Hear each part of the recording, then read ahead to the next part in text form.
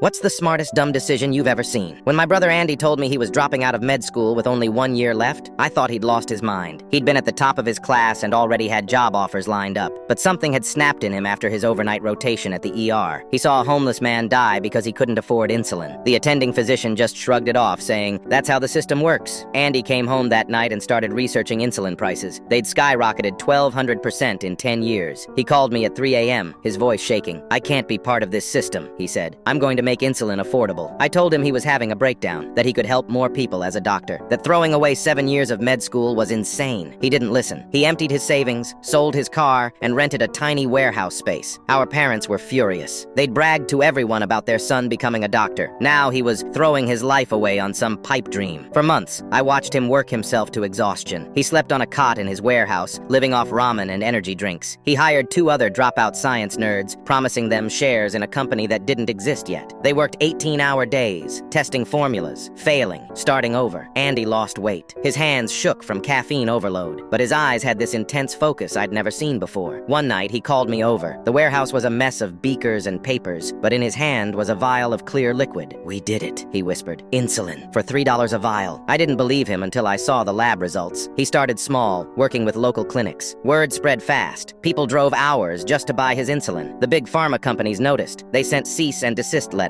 threatened lawsuits. Andy didn't back down. He posted their threats online. The story went viral. Suddenly, reporters were showing up at the warehouse. A state senator called. The FDA fast-tracked his approval process. The pharmaceutical companies tried to buy him out, offered him millions. He told them to shove it. Instead, he started teaching other small labs how to make affordable insulin, created a network. Our parents changed their tune real quick when he made the cover of Time magazine. Now they brag about their son revolutionizing healthcare. But Andy doesn't care about recognition. Last week, I visited his new facility. A woman was sobbing in the lobby, clutching a vial of insulin. "I can feed my kids this month because of your brother," she told me. "I don't have to choose between my medicine and their food anymore." In his office, Andy had pinned a photo on his wall. It was that homeless man from the ER. Below it, he'd written, "Sometimes the dumbest decision looks like giving up everything you worked for. But if that sacrifice saves even one life, it's the smartest choice you'll ever make." The big companies still hate him. They've spent millions trying to shut him down. But Andy just smiles and keeps working. His company now supplies insulin to over 100,000 people at cost.